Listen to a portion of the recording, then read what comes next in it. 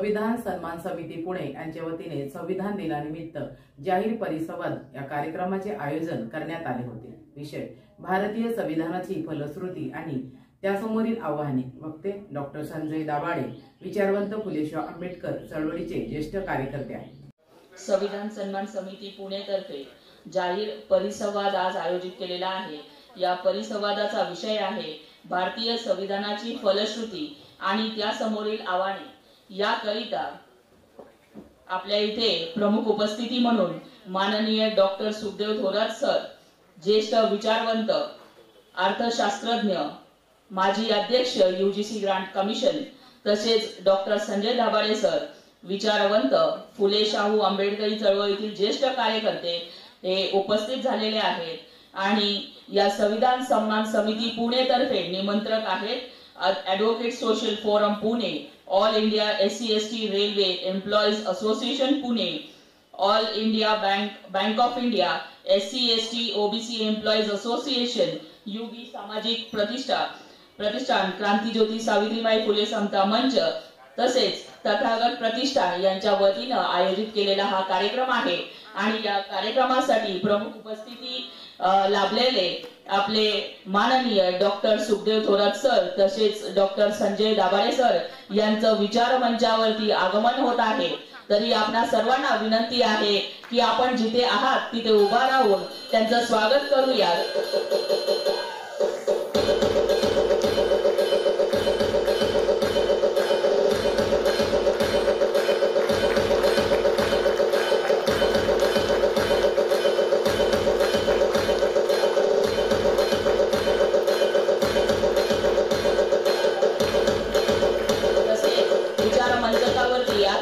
आंबेडकरी चळवळीतील ज्येष्ठ नेते वसंतमामा साळवे दाखल झालेले आहेत, त्यांचंही टाळ्यांच्या गजरामध्ये स्वागत करूयात। आणि सर्व मान्यवरांना विनंती आहे की आपण स्थानापन्न व्हायचं आहे।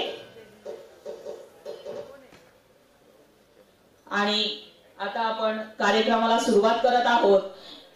अंधाराकडून प्रकाशाकडे जाण्याकरिता आपण प्रकाश करीत आहोत, प्रकाशमय जीवन करत आहोत। आणि त्याकरिता मी सर्व मान्यवरांना दीप प्रज्वलन करण्याकरिता विनंती करते की सर्वांनी दीप प्रज्वलनासाठी महामानवांच्या प्रतिमेच्या समोर उपस्थित व्हावे।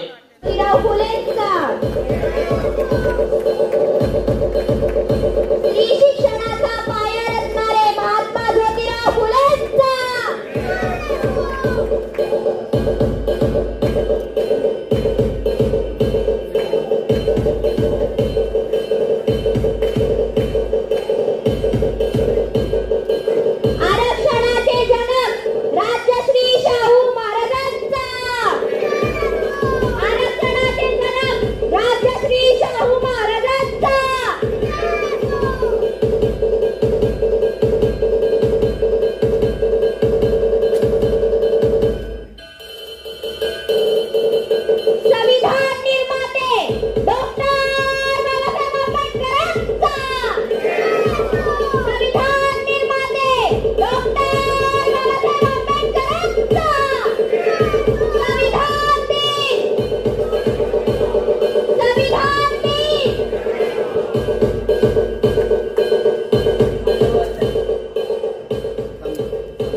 महामानवांच्या प्रतिमेला पुष्पहार अर्पण होत आहे। तरी आपण सर्वांनी त्यांचा जय जयकार करायचा आहे। स्त्री शिक्षणाचे उद्गाटे महात्मा ज्योतिराव फुलेंचा, आरक्षणाचे जनक शाहू महाराजांचा, डॉक्टर बाबासाहेब आंबेडकरांचा। सर्व मान्यवरांना विनंती आहे की आपण स्थानापन्न व्हायचं आहे।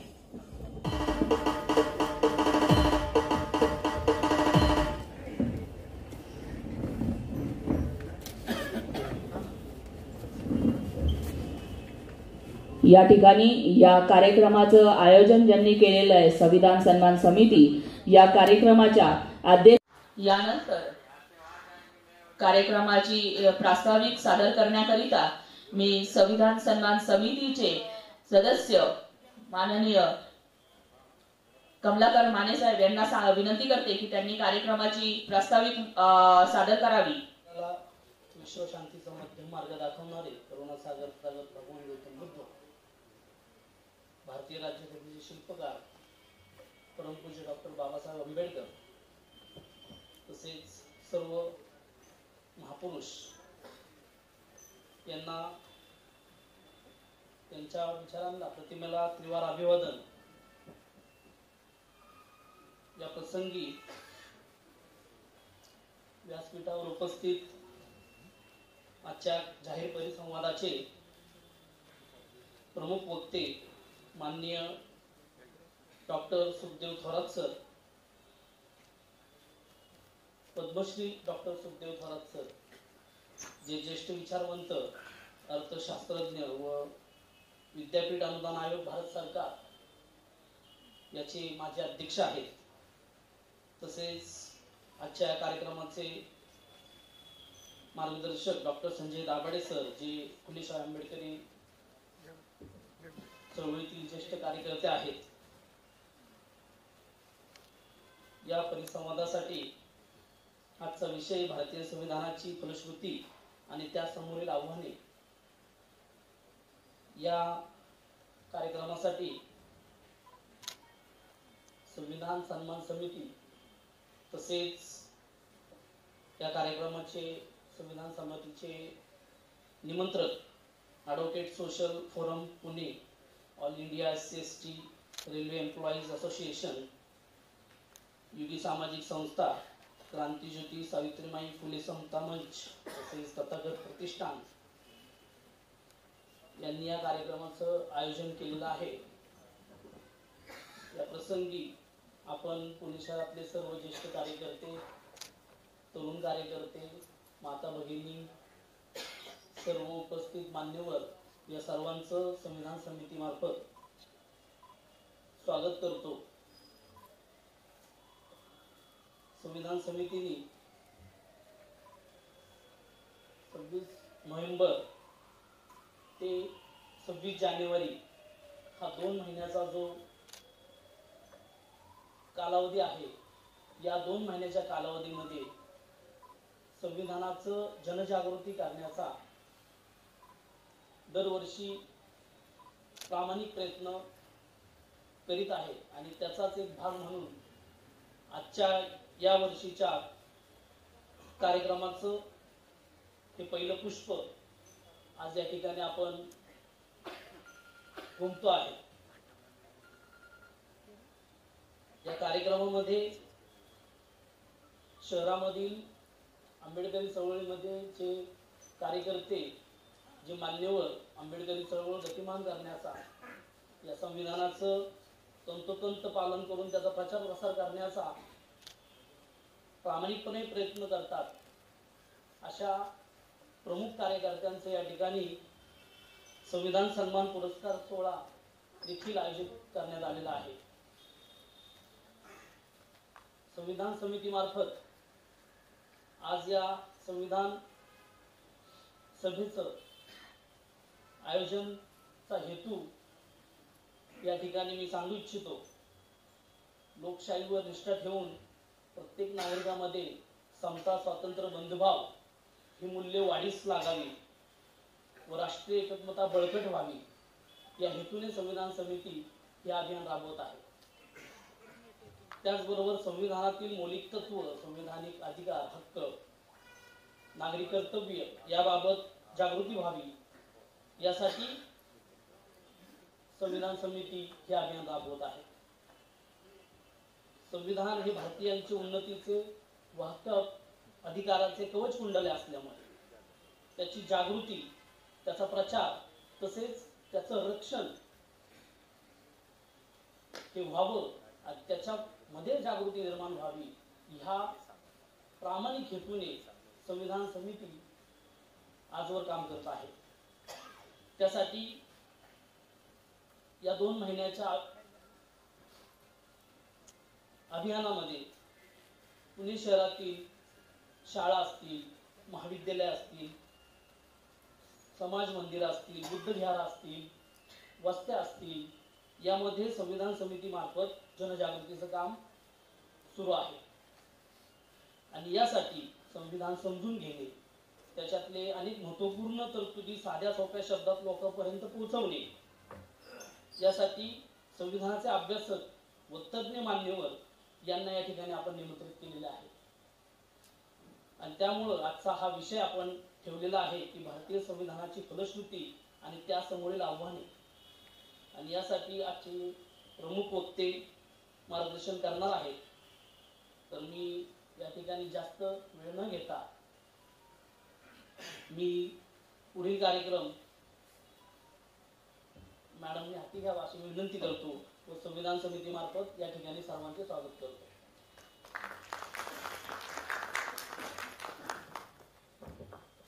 संविधान सन्मान समितीच्या वतीनं आयोजित केलेल्या परिसंवादात भारतीय संविधानाची फलश्रुती आणि त्यापुढील आव्हाने या विषयावरती आपल्या समोर विचार मांडण्याकरिता आपल्यामध्ये उपस्थित आहेत डॉक्टर संजय दाभाडे सर.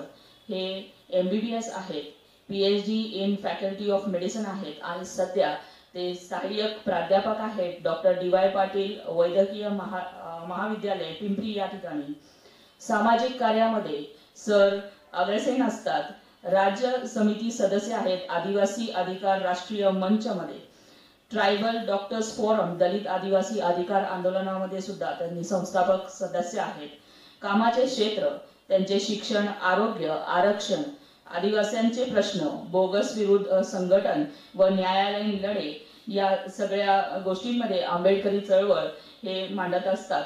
विधायक कामं त्यांची जी आहेत ती विश्रामबाडी परिसरामध्ये आहेत.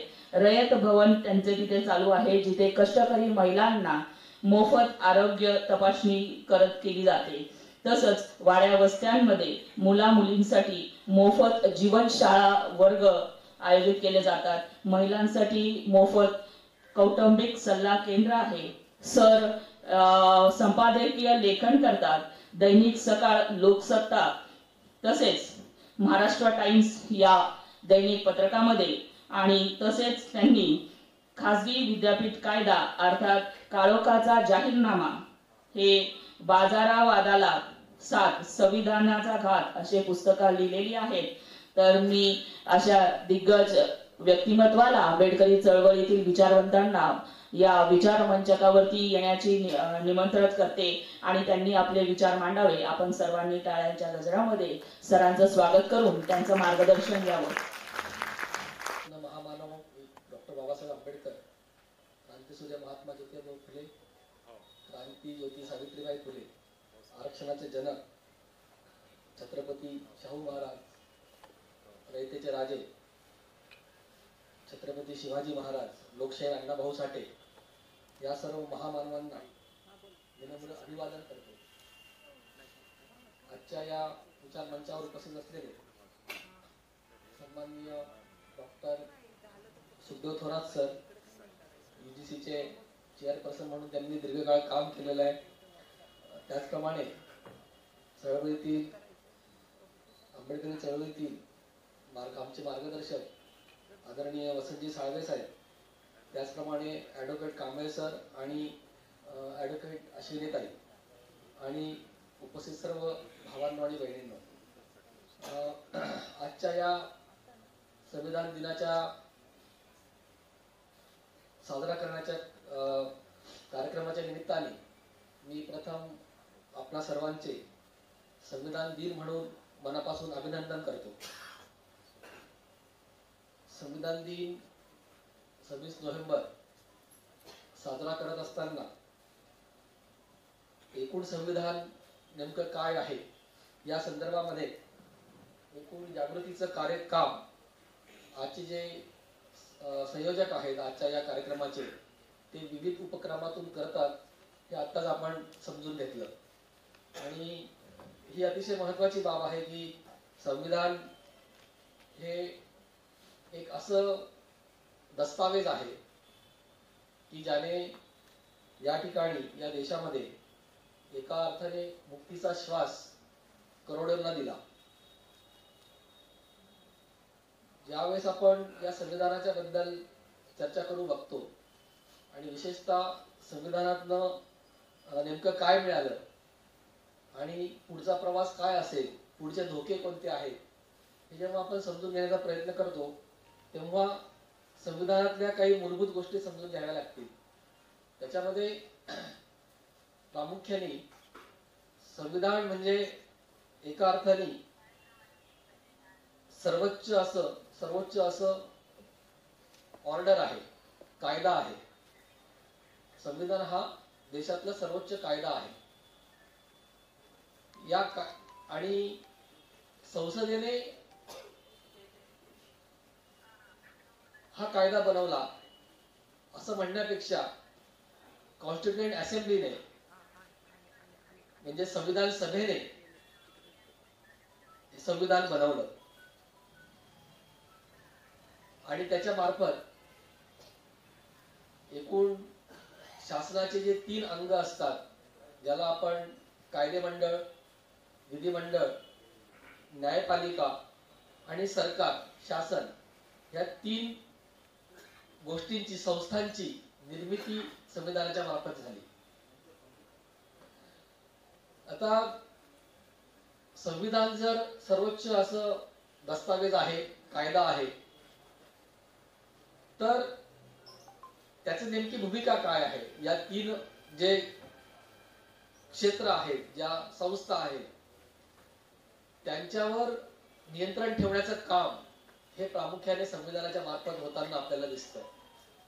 डॉक्टर बाबासाहेब आंबेडकरांनी जे त्यांचं एक भाषण आहे त्याच्यामध्ये त्यांनी असं म्हटलेलं आहे की संविधान जे आहे ते या 3 संस्थांवर नियंत्रण करण्याचं आणि त्यांच्याकडून जोर जबरदस्ती होणार नाही, जुलूम होणार नाही, अशा पद्धतीनं नियंत्रण ठेवण्याचं काम हे संविधान करतं.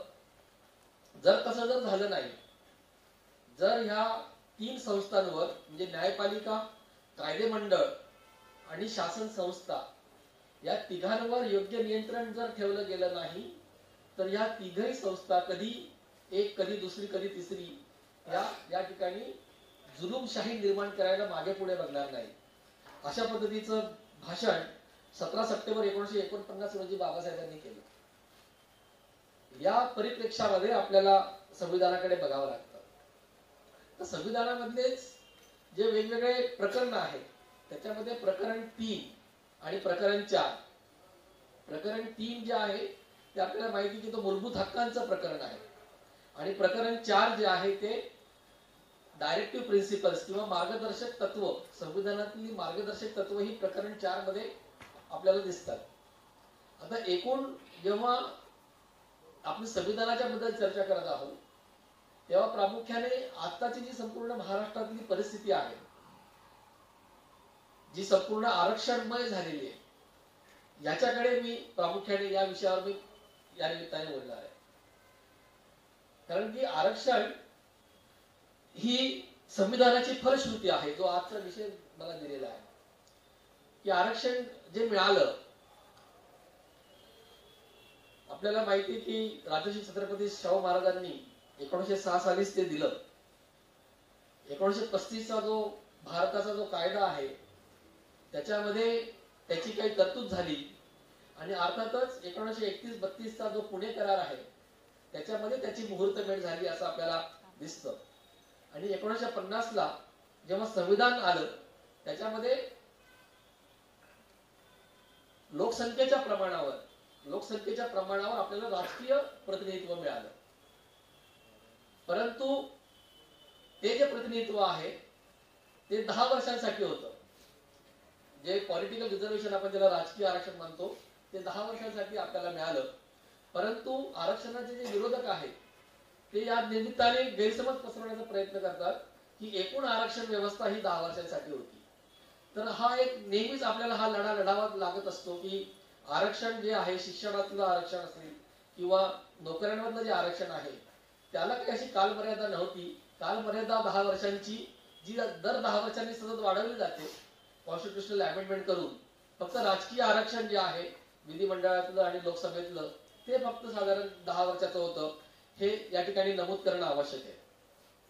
आता जेव्हा संपूर्ण महाराष्ट्रामध्ये आरक्षणाच्या संदर्भामध्ये मराठा आरक्षण असेल त्याच्यानंतर ओबीसींचं या ठिकाणी आंदोलन सुरू आहेत. धनगरांची मागणी आहे की आम्हाला आदिवासींमध्ये आरक्षण द्या. त्यांची ती मागणी सुरू असताना आदिवासींकडनं त्याला विरोध होतोय. त्याच्यामुळे हे सगळं महाराष्ट्रामध्ये घडत आहे. आणि अशा पार्श्वभूमीवर नेमकं आरक्षणाची जी काही संविधानिक जी बाजू आहे ती या ठिकाणी समजून घेणं आवश्यक आहे. आणि म्हणून बाबासाहेब म्हणजे ज्यावेळेस स्वतः कायदा मंत्री होते त्यावेळेस 1951 साली मद्रास राज्य जे आहे, मद्रास राज्यामध्ये फार पूर्वीपासून आरक्षणाची मोठी परंपरा आहे. आपल्याला पेरियारांचं काम माहिती आहे.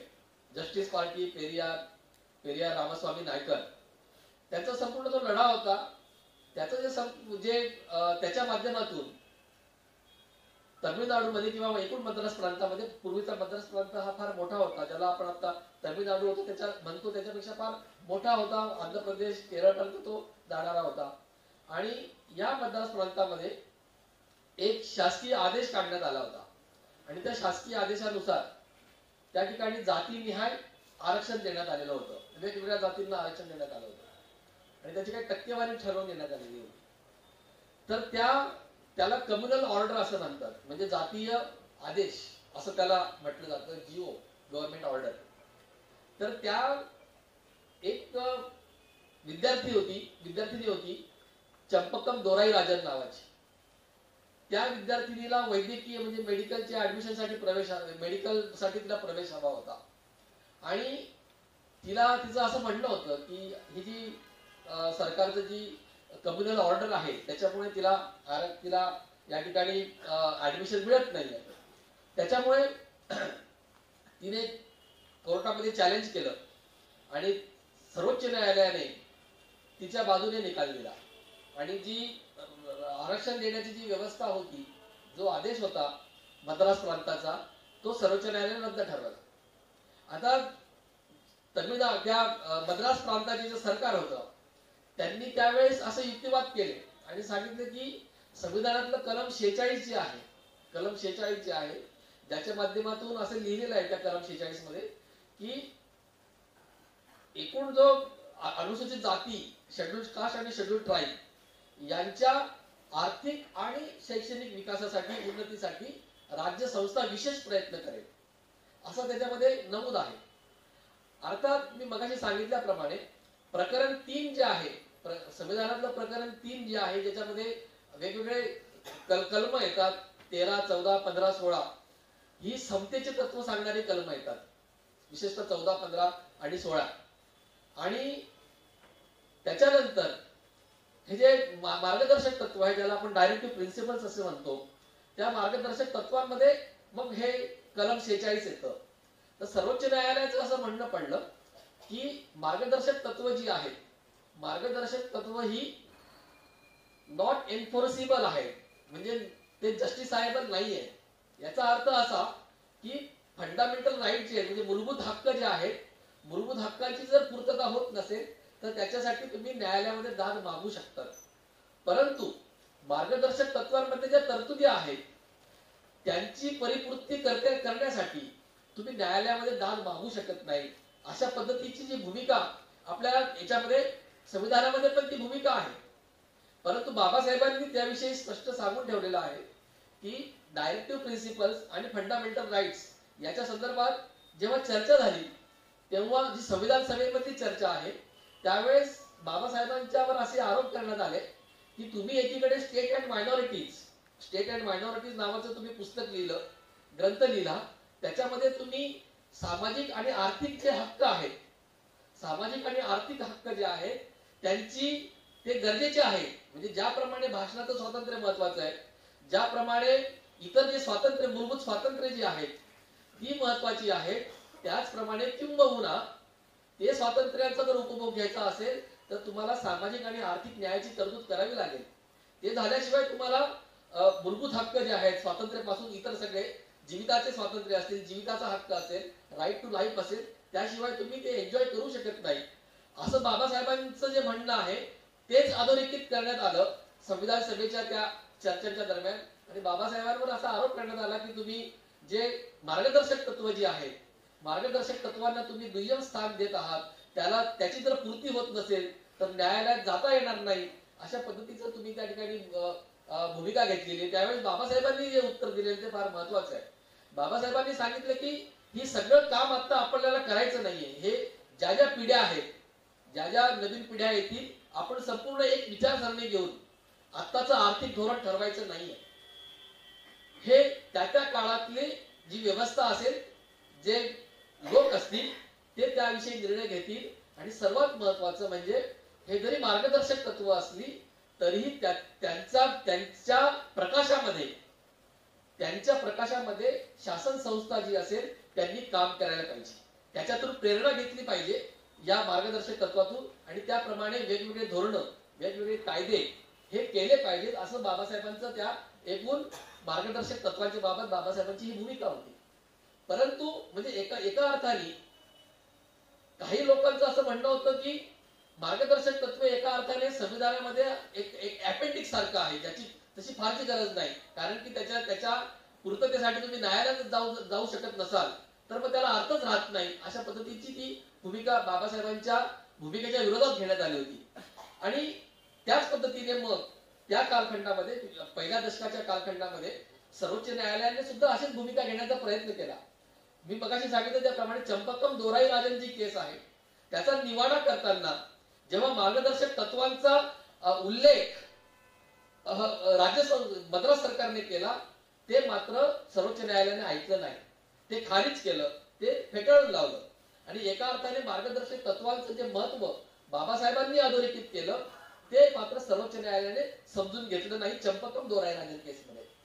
आणि त्याच्यामुळे मग जी पहिली संविधान घटना दुरुस्ती झाली, भारतातली जी पहिली घटना दुरुस्ती झाली, त्याच्या पाठीमागचे जे अनेक कारण होते, त्याच्यामध्ये जमीन सुधारणा कायदा जे आहे, म्हणजे ज्या जमिनी आहेत त्या जमिनींचं पुनर्वाटप करणं, याच्यासाठी देशभरामधले वेगवेगळी राज्य सरकार कायदे करत होते. त्या कायद्यांना सर्वोच्च न्यायालय धाब्यावर बसवत होतं, ती गुंडाळून टाकत होतं, ते रद्द केले जात होते. ते एक महत्वाचं कारण होतं पहिली घटना दुरुस्ती करण्याचं. त्याचप्रमाणे पहिल्या घटना दुरुस्तीचं आणखी दुसरं कारण होतं ते हे चंपकम दोराई राजन केस. चंपकम दोराई राजन केसने अशा पद्धतीनं भूमिका निवाडा दिल्यानंतर त्याच्या विरोधामध्ये ते कसं नाकारायचं याच्यासाठी मग पहिली घटना दुरुस्ती करण्यात आली. म्हणजे पहिल्या घटना दुरुस्तीमध्ये जमीन सुधारण्याचे कायदे टिकावेत हा एक भाग होता. त्याचप्रमाणे शिक्षण संस्थांमध्ये जी आरक्षणाची व्यवस्था जी आहे, जी नाकारण्यात आली होती सर्वोच्च न्यायालयाच्या माध्यमातून, ती परत रिस्टोर करायची, ती परत आणायची, यासाठी सुद्धा पहिली घटना दुरुस्ती करण्यात आली. आणि त्याच्या माध्यमातून आर्टिकल 15(4) जे आहे, म्हणजे संविधानामध्ये आपल्याला माहिती की कलम 16(4) जे आहे, कलम 16(4) माध्यमातून आपल्याला नोकऱ्यांमधलं आरक्षण मिळतं. परंतु शिक्षणातलं जे आरक्षण आहे त्याची डायरेक्टली थेट तरतूद ही कलम 15(4) जे नव्याने आलं, पहिल्या घटना दुरुस्तीच्या माध्यमातून कलम 15(4) जे आलं, त्याच्या माध्यमातून मग शिक्षणामधलं जे आरक्षण आहे, एकूणच इतरही तरतुदींची मुहूर्तमेढ या कलम 15(4) माध्यमातून झाली. आणि अर्थातच बाबासाहेबांचाच त्याच्यामध्ये पुढाकार होता. नेहरूंनी त्याला पाठिंबा दिला त्या भूमिकेला बाबासाहेबांच्या, आणि अशा पद्धतीने कलम 15(4) आलं.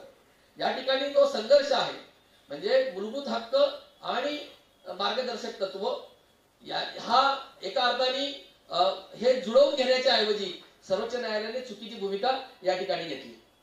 यानंतर पुढच्या टप्प्यावर जर आपण गेलो आरक्षणाच्या संदर्भामध्ये, तेव्हा असं दिसतं की सर्वोच्च न्यायालय वेगवेगळ्या निवाड्यांमध्ये नेहमी असं म्हणत आलेलं आहे की आरक्षणाचं जे धोरण आहे ते समतेच्या तत्वाला अपवाद करणारं आहे, एक्सेप्शन असं त्याला म्हणता येईल. म्हणजे त्याचा अर्थ असा की कलम 14, कलम 15 आणि कलम 16 हे संविधानातले समतेचा हक्क देणारे कलम आहेत. वेगवेगळ्या क्षेत्रामध्ये, म्हणजे कायद्यापुढे सर्व समान, इक्वॅलिटी बिफोर लॉ, अशा पद्धतीनं 14, 15, 16 मध्ये येतं. आणि त्याचाच एक भाग म्हणून कलम 16(4) मध्ये आपल्याला जे शासकीय नोकऱ्या ज्या आहेत त्याच्यामध्ये समतेची भूमिका राहील, त्याच्यामध्ये कुणावर भेदभाव केला जाणार नाही अशा पद्धतीचे कलम 16(4) आहे. आणि त्याचा एक भाग म्हणून, त्या कलम 16चा एक भाग म्हणून कलम 16(4) आपल्याला दिसतं. आता या कलम 16(4) माध्यमातून आपल्याला नोकऱ्यांमधलं आरक्षण मिळालं. त्याची शब्दरचना जी आहे त्या कलम 16(4) ती अशी सांगते की जर राज्याला वाटलं तर, लक्षात घ्या, जर राज्याला वाटलं की विशिष्ट बॅकवर्ड क्लास, मागासवर्ग याचं जर प्रतिनिधित्व पुरेसं नसेल, सरकारी नोकऱ्यांमधलं या मागासवर्गाचं प्रतिनिधित्व जर पुरेसं नसेल, तर त्यांच्यासाठी त्या ठिकाणी आरक्षण देता येईल. अशा पद्धतीचं ते शब्दरचना आहे. त्याच्यामध्ये दोन गोष्टी आहेत, त्याचा मी फक्त उल्लेख करीन की जरी हे या आरक्षणाची तरतूद ही मूलभूत हक्कांच्या कलमांमध्ये म्हणजे 16(4)चा कलमाचा भाग असली, फंडामेंटल राईट्सचा भाग असलं, तरी सर्वोच्च न्यायालयाचं आणि एकूण न्यायपालिकेचं जे प्रतिपादन आहे याच्या संदर्भात ते असं आहे की आरक्षण हा मूलभूत हक्क नाही, हे लक्षात घेण्याची गरज आहे. आरक्षण म्हणजे आरक्षणाची जी आता सगळे आंदोलनं सुरू आहेत, आरक्षणाच्या संदर्भात आंदोलनं सुरू आहेत, परंतु एक मुद्दा लक्षात घेण्याची गरज आहे की आताचा जो त्याचा आरक्षणाचा जो संविधानिक स्टेटस आहे, म्हणजे संविधानिक त्याचं जे परिस्थिती आहे किंवा कायदेशीर परिस्थिती अशी आहे की आरक्षण हा मूलभूत हक्क नाही. म्हणजे जर आरक्षण दिलं गेलं नाही तर तुम्ही कोर्टामध्ये जाऊ शकत नाही की राज्य सरकारला सांगा किंवा केंद्र सरकारला सांगा.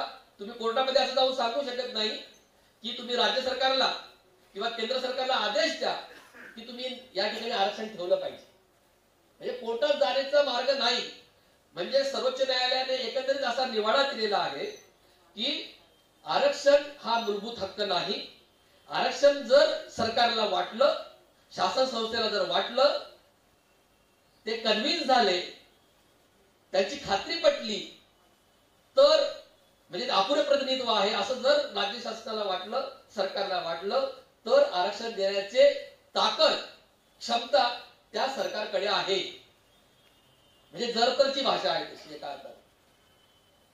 त्याच्यामुळे आरक्षण जर फंडामेंटल राईट नाही तर मग तुम्हाला आरक्षणाच्या मागणीसाठी कोर्टामध्ये जाता येत नाही. हा एक मुद्दा झाला.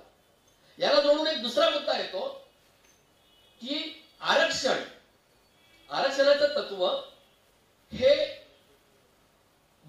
समतेच्या तत्वाला अपवाद आहे. तर हे खरंच आहे का? नेमकं याची संविधानिक परिस्थिती काय आहे हे आपल्याला आता समजून घेण्याची गरज आहे.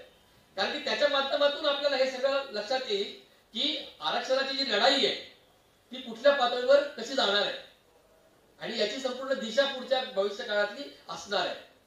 तर सर्वोच्च न्यायालयाची जे सगळे निवाडे झाले त्याच्यामध्ये फार काळ, जवळपास 2 दशक सर्वोच्च न्यायालयाची भूमिका अशी राहिली की आरक्षणाचं तत्व हे समतेच्या तत्वाला अपवाद आहे.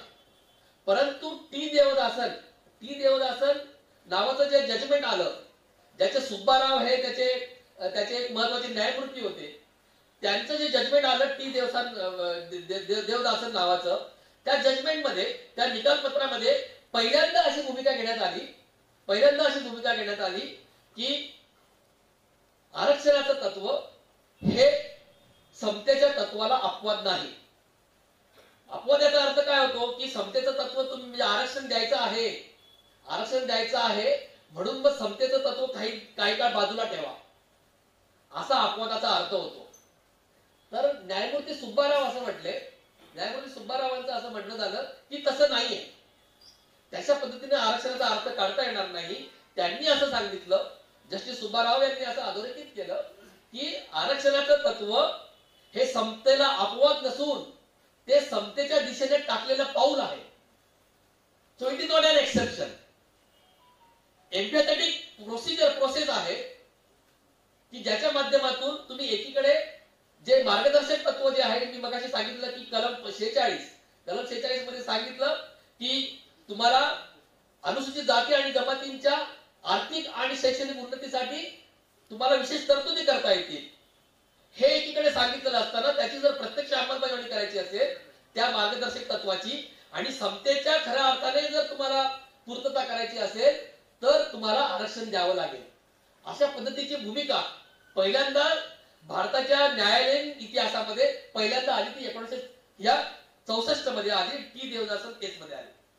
पुढे जाऊन एन थॉमस जे आहे, एन थॉमस नावाचं जे एक महत्वाचं न्यायालयातला एक केस होती, त्याच्यामध्ये जस्टिस कृष्णा अय्यर सारखे फार मोठी मंडळी होती. त्याच्यामध्ये परत हाच मुद्दा समोर आला आणि त्याच्या माध्यमातून हे सांगण्यात आलं की आरक्षण हे काही अपवाद नाही, तर आरक्षण हे एका अर्थाने समतेचंच पूर्तता आहे, समतेच्या तत्वाची पूर्तता आहे. त्याच्यानंतर आपल्याला माहिती आहे की इंदिरा साहनी जे निकालपत्र आहे, इंदिरा साहनी जजमेंट, ज्याला आपण मंडळ आयोगाचं निकालपत्र असं म्हणतो, 1991 साली ते आलं. व्हीपी सिंग यांनी मंडळ आयोग लागू केला आणि मग त्याला सर्वोच्च न्यायालयामध्ये चॅलेंज करण्यात आलं आणि त्याच्या माध्यमातून 1991 साली हे 9 जजेसचं, ज्याच्यामध्ये एक आपले महाराष्ट्राचे महत्वाचे न्यायमूर्ती जस्टिस पी सावंत होते, हे 9 जजेसचं संविधान पीठ याने ते मंडल आयोगाचं जजमेंट दिलं आणि त्याच्या माध्यमातून परत हाच मुद्दा अधोरेखित झाला की सर्व हे आरक्षणाचं तत्व हे अपवाद नाही, तर समतेच्या दिशेने टाकलेलं पाऊल आहे, समतेची पूर्तता आहे. आता ह्या दोन गोष्टी आहेत की एकीकडे सर्वोच्च न्यायालय असं म्हणतंय हा पुढचा मुद्दा आहे, म्हणजे भविष्यातील धोके काय आहेत आणि भविष्यातले आपल्या समोर जे चॅलेंजेस काय आहेत, आव्हानं काय आहेत, विशेषतः आरक्षणाच्या बाबतीमध्ये हे समजून घेताना या दोन गोष्टींचा मी फक्त थोडक्यात भूमिका मांडतो की एकीकडे सर्वोच्च न्यायालय म्हणतं की आता आरक्षण हे अपवाद नाही, समतेच्या तत्वासाठी अपवाद नाही, आणि दुसरीकडे मी मगाशी सांगितलं त्याप्रमाणे सर्वोच्च न्यायालयच पुन्हा पुन्हा असं म्हणतं की आरक्षण हे फंडामेंटल राईट नाही, आरक्षण हा मूलभूत हक्क नाही. या सर्वोच्च न्यायालयाच्या या दोन भूमिकांमध्ये परस्पर विरोध आहे, परस्पर संघर्ष आहे आणि विसंगती आहे. ही विसंगती नेमकेपणाने अधोरेखित करण्याची गरज आहे, ज्याच्या माध्यमातून आपल्याला पुढच्या काळामध्ये या विषयावर न्यायालयीन लढा सुद्धा आपल्याला करण्याची गरज आहे. आता ही विसंगती कशी आहे? एकीकडे तुम्ही म्हणता की हे समतेच्या दिशेने टाकलेलं पाऊल आहे, म्हणजे तुम्ही जर आरक्षण दिलं नाही तर समतेच्या तत्वाची पूर्तता होत नाही. जर तुम्ही आरक्षणाची व्यवस्था दिली नाही तर तुम्ही समतेकडे पाऊल टाकत नाही, म्हणजे समतेच्या दिशेने तुम्ही जात नाही. म्हणजे जर तुम्हाला समतेकडे जायचं असेल तर तुम्हाला आरक्षण दिलं पाहिजे. म्हणजे याचा अर्थ असा की जर राईट टू इक्वॅलिटी, समतेचा हक्क हा जर मूलभूत हक्क आहे, त्याची जर परिपूर्ती करायची असेल तर तुम्हाला आरक्षण दिलं पाहिजे. म्हणजे जर आरक्षण दिलं गेलं नाही म्हणजे याचा पुढचा मुद्दा असा येतो, म्हणजे जर आरक्षण दिलं गेलं नाही तर मला जर वाटलं की माझ्यावर अन्याय होतो आहे आणि मला आरक्षण दिलं नाही म्हणून अन्याय होतोय, तर मी उच्च न्यायालयाचे किंवा सर्वोच्च न्यायालयाचे दरवाजे ठोठावू शकतो. याचा अर्थ संविधानाच्या आत्ताचा जर स्टेटस बघितला, आरक्षणाचा लीगल स्टेटस जर बघितला, तर एका अर्थाने आरक्षण हा फंडामेंटल राईट, मूलभूत हक्क आहे. ही चर्चा पुढे नेण्याची गरज आहे आणि त्याच्यासाठी मला वाटतं की न्यायालयाच्या पातळीवर आपण या गोष्टीवर चर्चा केली पाहिजे. याच ठिकाणी 1 वर्षापूर्वी याच विषयावर मी सविस्तर मांडणी केली होती की कशा पद्धतीनं आरक्षण हा एका अर्थाने मूलभूत हक्क ठरतो. याच्यानंतर जो पुढचा मुद्दा याला धरून येतो की आता महाराष्ट्रामध्ये जे रिझर्वेशन इन प्रमोशन आहे, पदोन्नतीतलं जे आरक्षण आहे ते आता नाहीये, ते थांबलेलं आहे. गेले 2017 सालापासून पदोन्नतीतलं आरक्षण महाराष्ट्रात थांबलेलं आहे. त्याची कारण काय आहे?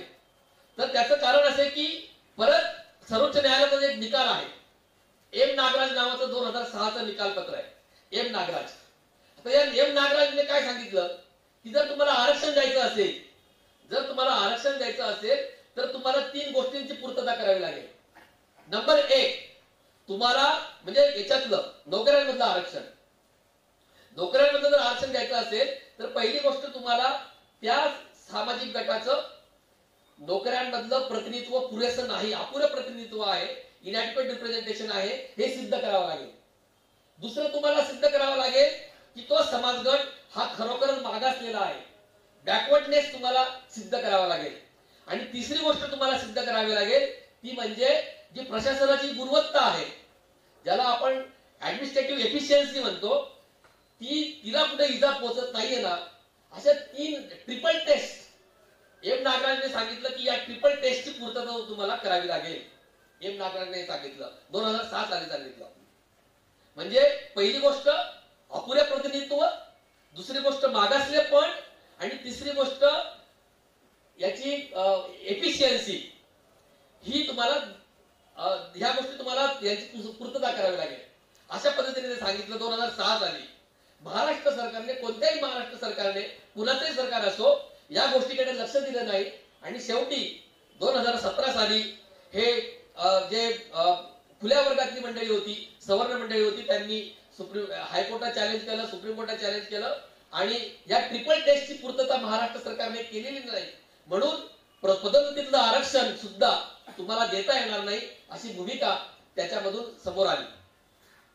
आता हा जो ही जी ट्रिपल टेस्ट आहे, मराठा आरक्षणाच्या निमित्ताने सुद्धा हा मुद्दा आहे, लक्षात घ्यायला पाहिजे. मराठा आरक्षणाच्या निमित्ताने सुद्धा हा मुद्दा येतो की मराठा आरक्षण सर्वोच्च न्यायालयाने फेटाळलं, त्याच्या पाठीमागे सुद्धा हेच कारण आहे की तुम्हाला इनॅडिक्वेट, म्हणजे जो गायकवाड समितीचा अहवाल आहे, गायकवाड समितीचा अहवाल महाराष्ट्र सरकारने मराठा आरक्षणासाठी तयार केला, परंतु त्याच्यामधून असं सर्वोच्च न्यायालयाने असं सांगितलं की गायकवाड समितीचा जो अहवाल आहे त्याच्यात असं दिसतं की मराठा समाजाचं जे नोकऱ्यांमधलं प्रतिनिधित्व आहे ते पुरेसं आहे, पुरेसं आहे. दुसरीकडे त्यांनी तर सांगितलं की बॅकवर्डनेस जो आहे, बॅकवर्डनेसचा तर मराठा समाजाच्या बाबतीत मुद्दाच येत नाही, मागासलेपणाचा. तर या ट्रिपल टेस्ट ज्या आहेत, त्या ट्रिपल टेस्ट ह्या महत्वाच्या ठरत आहेत एकूण आरक्षणाच्या या चर्चेमध्ये. आणि आता सुद्धा जे सगळं मराठा समाजाचं जे आंदोलन सुरू आहे महाराष्ट्रामध्ये, काही झालं, किती आंदोलन झाली, किती मोठमोठ्या सभा झाल्या, तरी सुद्धा न्यायालयाची जी सत्व परीक्षा आहे, या सत्व परीक्षेमध्ये ह्या 3 प्रश्नांची उत्तरं, या 3 चाचण्या ज्या आहेत, या 3 चाचण्यांची पूर्तता केल्याशिवाय मराठा समाजाला आरक्षण मिळू शकत नाही. याच्यामध्ये एक परत भेदभाव आहे, तेवढा मी सांगतो आणि थांबतो.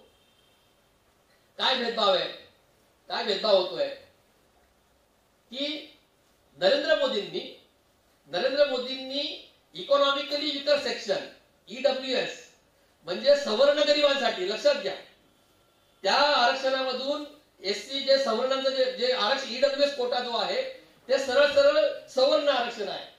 याच्यामध्ये असं म्हटलेलं आहे ज्यांना आधीपासून आरक्षण आहे त्यांना याच्यातून वगळण्यात येईल. म्हणजे याचा अर्थ EWS कोटा जो आहे 10% हा सरळ सरळ सवर्ण कोटा आहे. त्याच्यामध्ये एका न्यायमूर्तींनी एक वेगळं निकालपत्र विरोधात दिलं होतं. त्यांनी सांगितलं की नाही, हे ज्यांना आता सध्या आरक्षण मिळतं त्यांना सुद्धा या 10%चा लाभ मिळाला पाहिजे असं भूमिका घेऊन त्यांनी स्वतंत्र निकालपत्र त्या ठिकाणी दिलं.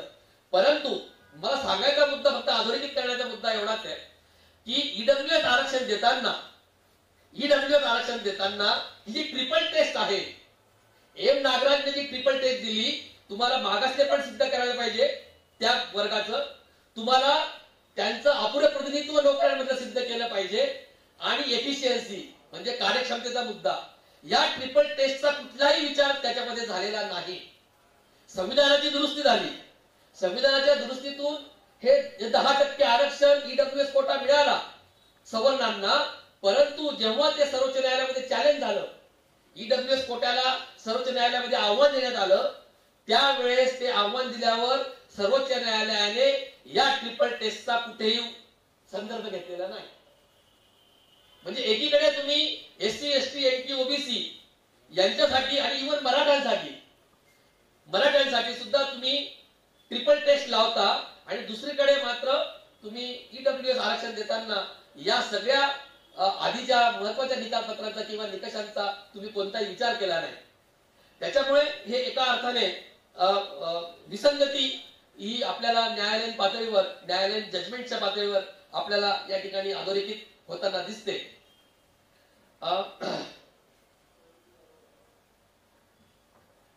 मला वाटतं माझा वेळ पुरेसा झालेला आहे.